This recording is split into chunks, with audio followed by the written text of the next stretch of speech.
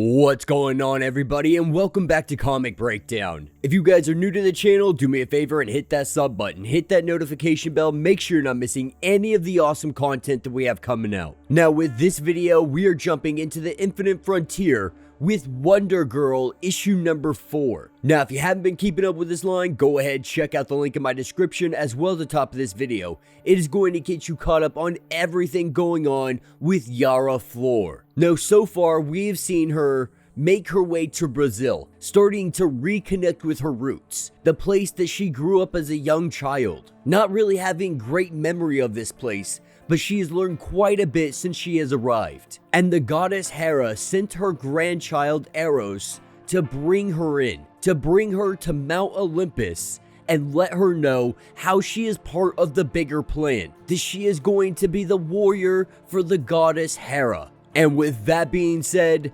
let's dive into this breakdown. Alright gang, so as we dive into issue number 4, we are picking up with our heroine. We are picking up with Yara Flor, the Wonder Woman of Future State. We are seeing her right in the midst of her training to see if she has what it takes to be the warrior, to stand among the gods. Now Yara's Flor training for today is trying to be able to ride a Pegasus. The only thing about that is she has to be able to tame it more or less. And we see that go horribly bad for her, with her jumping out of the bushes, trying to surprise the Pegasus, jumping on its back, trying to tame it in this manner. She quickly gets bucked off, and we're realizing that this is just not the course to go. This trying to attack by surprise, trying to catch it and tame it by surprise is simply not working for her. And that's when we pick up in the shadow of Mount Olympus at Chiron's home. And Chiron is sitting here trying to teach her combat, how to use a sword, how to use a shield,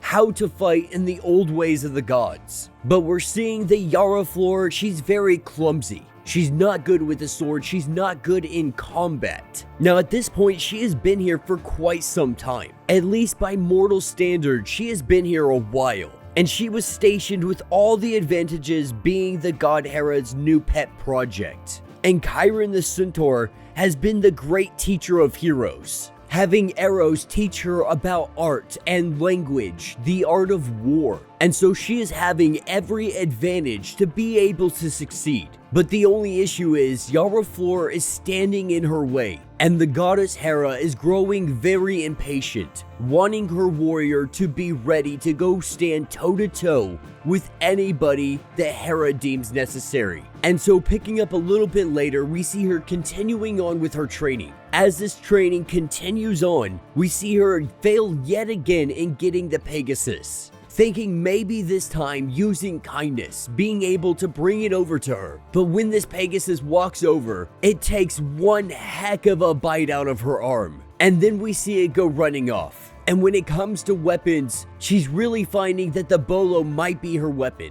But that's only after testing archery, testing swords, testing spears, testing everything in their arsenal. And she is failing at almost all of them. And so Yara finds herself extremely frustrated, extremely angry in herself because of her inability to live up to what the goddess Hera wants her to be. Sitting here in this heavenly place, sitting here in the palace of the gods, her insecurities start to build up because of all of her failures. And this led her into a very deep despair, a very deep depression. And while she sits out here one morning in the rain, it is dark, it is gloomy, and we find the Pegasus making its way up to her. Not only does it come up to her, but it nudges her, it comforts her, lets her know that she is not alone. And it takes Yara Flor a couple minutes to realize that the Pegasus has finally warmed up to her, that she has finally caught the Pegasus one way or another. And she decides that she is going to call the Pegasus Jerry. And so the next morning, we have our Centaur waiting for her to show up for her training. With her being late, not knowing where she is, she comes diving out of the sky as she rides Jerry, extremely ecstatic, super happy that she has finally been able to do this feat. And this is the change in her that they have been looking for. And it was apparent to anybody that was on Mount Olympus. Her mind had sharpened. She had unclouded clarity, and with a newfound focus, she was progressing at a very aggressive speed. Not only that, Yara Flor was loving every second of it. And so with her training going so great, with everything looking in the right direction, we arrive on the eve where she is supposed to take the elixir and join the gods. And so we pick up in Hera's garden, and she takes a walk with Eros. And Eros is just filling her in, letting her know that the goddess Hera is extremely happy with all of her progress. So much so that she wants to give her the elixir. She wants her to take her place among the gods, to fill the role of Hera's champion. Now at first she doesn't really understand what taking this elixir means, but Eros really fills her in, tells her everything it entails, saying that this would be your new home, this would be your new family. You would be here as an equal, you would live here forever and never have to worry about a mortal death. But this is also not a decision that should be taken lightly, because to do this, you will sacrifice everything that you have in the mortal world. Now, Yara Flor, she really thinks on this, and she lets him know that she needs to go to Brazil at least one more time. She needs to go visit, say her goodbyes, and really make sure that this is what she wants to do. And Eros, agreeing to let her go, says that she can go say her last goodbyes, but upon her returning, she will be taking the elixir and she will become the champion of the goddess known as Hera. And that is what takes us back to Brazil. With Yara Flor finding herself in the arms of Joel, she enjoys this last day in Brazil, her last day on Earth, or at least she believes it to be. And the both of them, they sit down and they just talk about everything. More than anything, Yara Flor is trying to have some kind of understanding, and it really comes down to her happiness. Do you want to be happy? Do you think you could stay here in Brazil and be happy? And does being happy mean sacrificing maybe one of the biggest things that would ever happen to you in your life? Because while it sounds amazing, it sounds absolutely breathtaking to be able to go be a champion of a god, she also feels like you can make these kind of changes if you are a regular, ordinary person in life, and that you don't have to necessarily go be a demigod to accomplish any kind of good in this life. Really, what we are seeing is her weighing the pros and cons. That if going and being a god means sacrificing everything that you love, what is the point of doing it to begin with? Now, while she is sitting here having this conversation, we see Joel go to sleep, just absolutely pass out. Now, with him going to sleep, we see some mystical green stuff going on and the arrival of Potira, and she greets Yara Flor. And of course, Yara has absolutely no idea who she is, but she tells Yara that it's been a very long time and she doesn't suspect that she would remember who she is. But nonetheless, she has come here today to show Yara Flor something much bigger, something much grander, telling her about a tribe that was created very long time ago by the gods. And this was to be an example of virtue and equality in the world of man. And after attack by the mighty Hercules, they fell into darkness, but this darkness did not last very long. They battled and they won their freedom. Now, of course, we are talking about Themyscira, but in the battle, they had fractured, they split into two halves, to wander and eventually settle in the deserts of Egypt. And the other half was fated to be on a hidden island, and they were tasked with eternally guarding the doom's doorway as punishment for all of their failures of fulfilling the gods' desires. All but one, Ayala, Yara Flor's mother. She remained divorced by choice, and this is from both tribes. She was choosing a path all of her own. She went out seeking adventure to see and experience the entirety of man's world. And all of these new adventures, they brought her to a man that she once fell in love with.